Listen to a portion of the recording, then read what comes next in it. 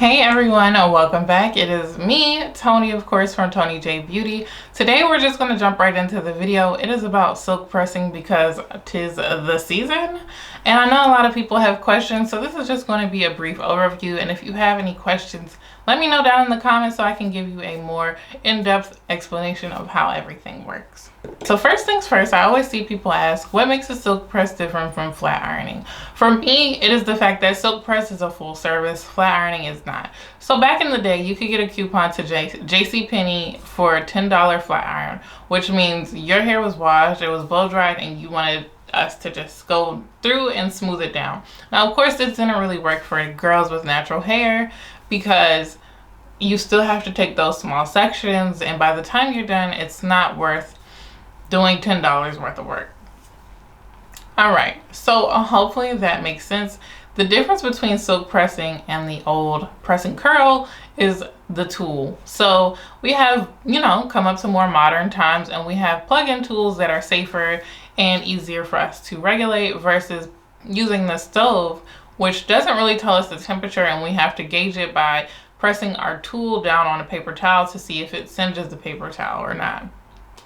We also don't use the same products that we used to use back then. Back then we used a pressing oil, which we stay away from nowadays because it can make the hair heavy, greasy, and potentially burn. Also, a lot of chatter on the internet always discusses when's the best season for a silk press. It is possible to wear a silk press all year long. Now, granted, it is harder in the summer when you are in more humid climates, but my girls that are in dry climates, no, they get to rock a silk press all year long. Lucky them. Anywho, I would say that contrary to most people's belief, it is actually fall and early spring that are best for a silk press because they have low humidity, but you're not wearing heavy coats and scarves that would typically break the hair off like you do in the winter. Now, that's not to say you can't wear a silk press in the winter because, of course, most people do. But you are going to have to take some added precautions to protect your hair from those wool coats and cotton scarves and heavy shirts and sweaters. Speaking of which, we're going to jump right into our tips on how to make your silk press last and keep your hair healthy.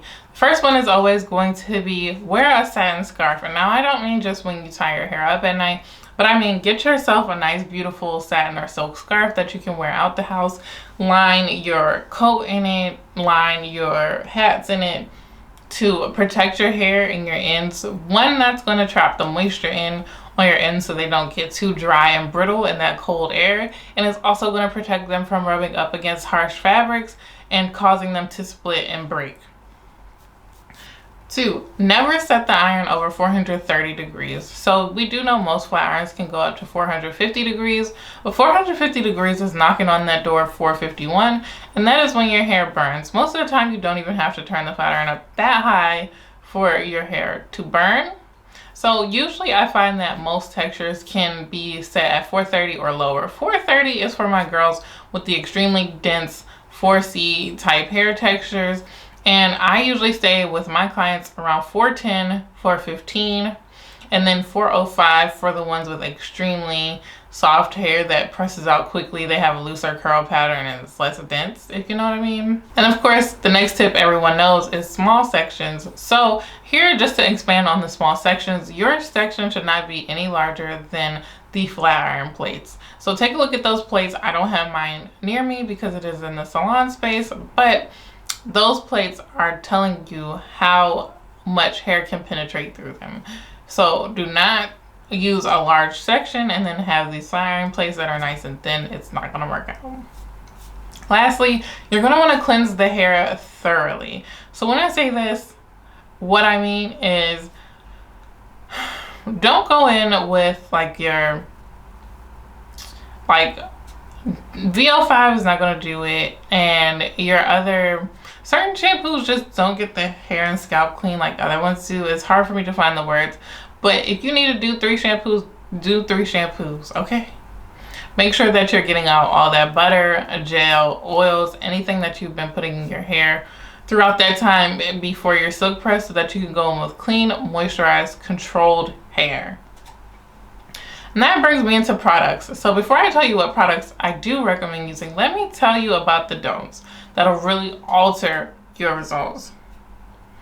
So a lot of us think that shampoos and conditioners are one size fits all. They're not. So your regular routine, say you're using your Camille Rose shampoos or your Melanin hair care or your not Camille Rose, but your Mael Organics, those shampoos are not going to be beneficial, nor the conditioners, for silk pressing your hair. Of course, most of those contain all natural ingredients, and things like African black soap and jojoba or castor oil just aren't going to blend well with the results that you're trying to get for your silk press. So I highly recommend going with products that were formulated for all processes. Like I have a Design Essentials Honey Cream Moisture Shampoo. You can use that for any styling. So that's something that's good, or something that's specifically recommended, like the Mizani Thermal Agent shampoo and conditioner that are made for silk presses specifically. Alright, so some of my favorite products, jumping right into it, is first going to be Olaplex. So I love recommending Olaplex for number 8. 4 is a shampoo, number 8 is a moisture mask, and then 6 is the blow dry cream, and 7. So I have 6 and 7 right here. These bad boys work on all hair types and will get the hair soft and hydrated and protected from heat. Also, I love the Design Essentials Platinum Moisture Mask, I believe it's called. That one is silicone free. I absolutely love silicone free conditioners because they allow good nutrients to penetrate the hair without the silicone blocking potentially other products from penetrating later on.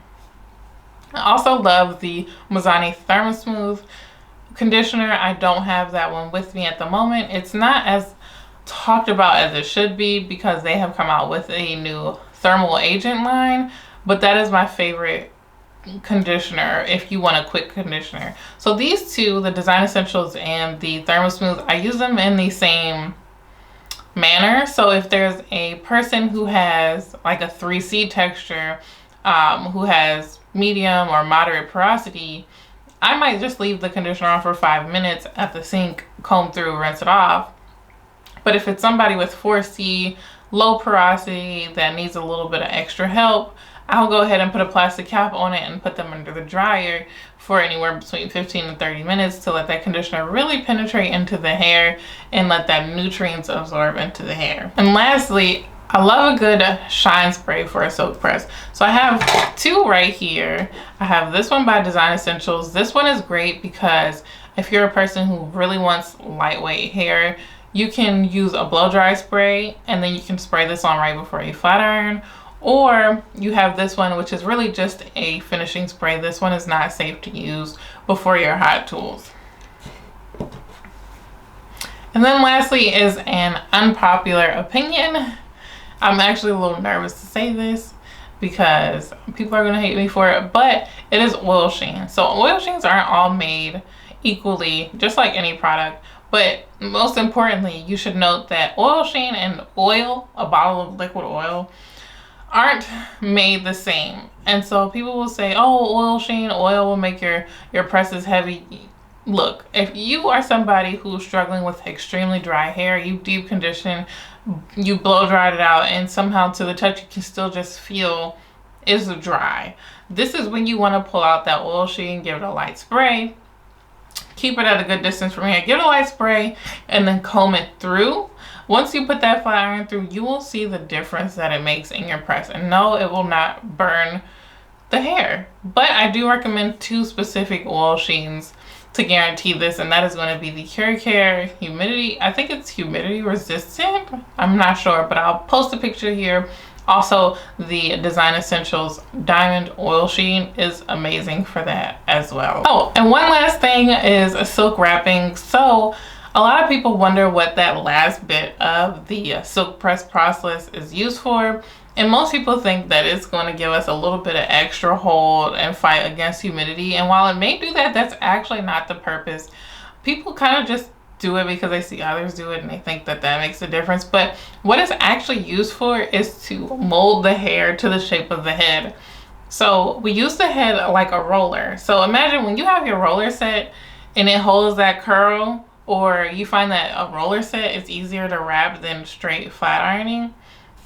It's like that. So because we have wrapped your hair around your head, tied it down, and used heat to set that memory of the hair, we're still going to comb it down and it's still going to have the body and the shape that you wanted before. But when you go home at night and you go to wrap it, it's already going to remember how to take that shape. It's like when you get to day 3 or day 4 and your hair was way easier to wrap than day 1.